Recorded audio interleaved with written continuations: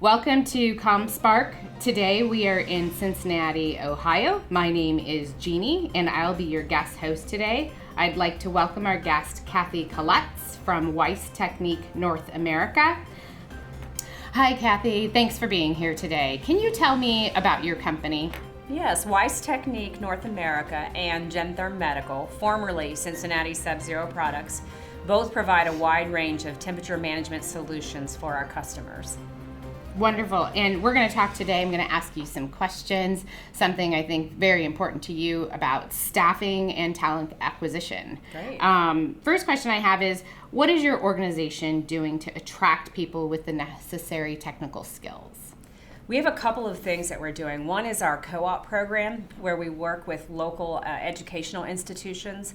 We bring co-ops in on a semester basis, and they work for us full-time for a semester, and then they return to school for the following semester, and they alternate every other semester. I think this is really common in engineering, but it's not as common in the IT world.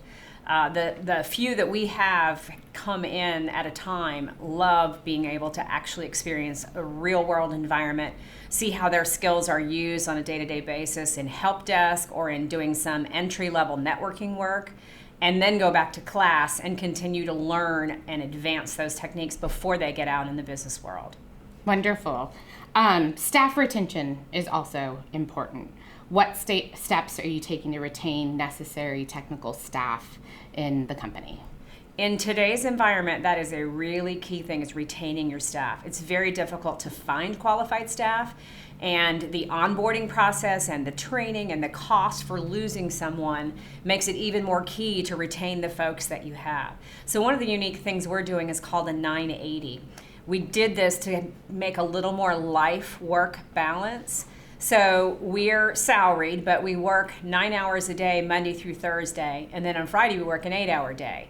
And then the following week you work 9-hour day, Monday through Thursday, and you have Friday off. So every other Friday you're off to take care of your doctor's appointments, hospital, do things at home, anything you need to do on that weekday off, because a lot of agencies are not open on the weekends.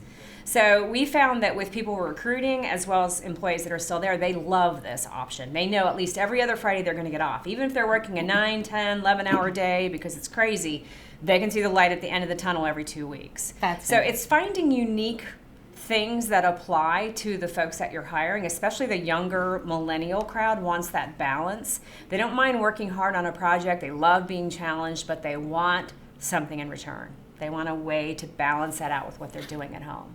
How would you rate area educational institutions, high schools and higher education providers on preparing and providing pools of people with the technology talents needed for IT in your organization?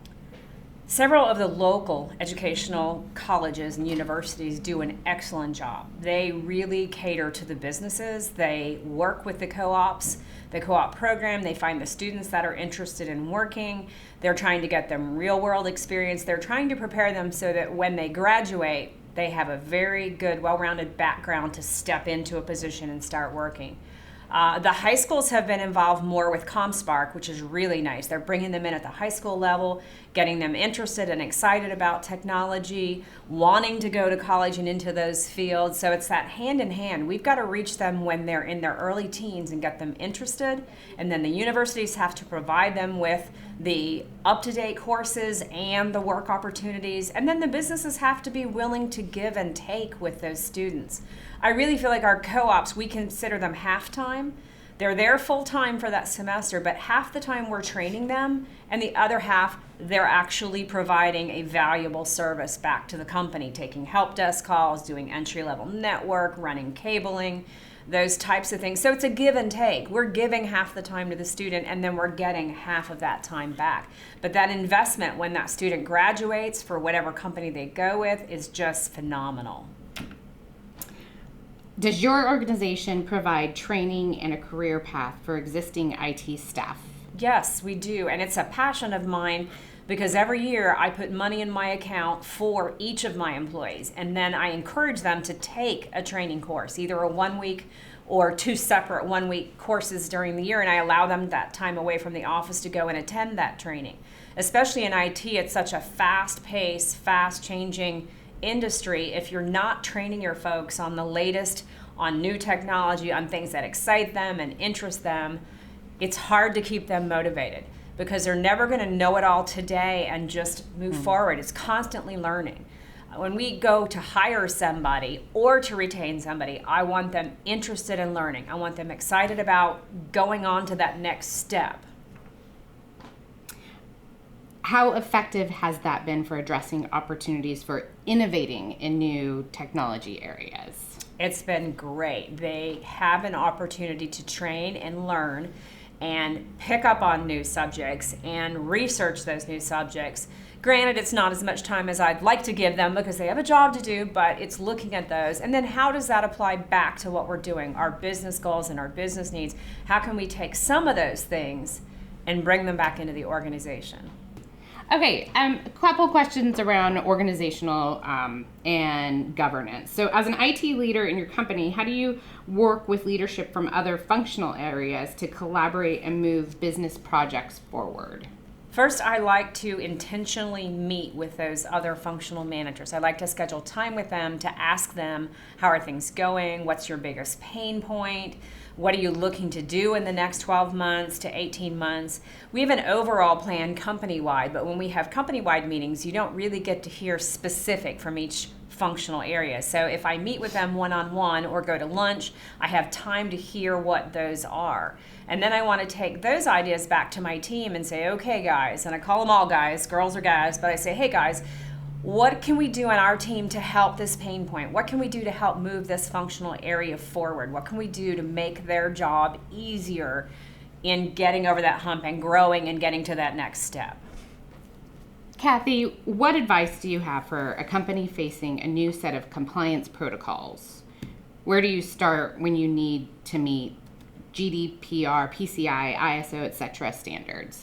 For me, I start with research. I love researching the original documentation, going through it for myself, determining what I think applies to us in our situation and what doesn't, and then going to my local contacts. I'm part of the circuit, and the circuit has a great thing called the CIO Circle, and attending that CIO Circle gets me an audience with 65 to 70 other companies.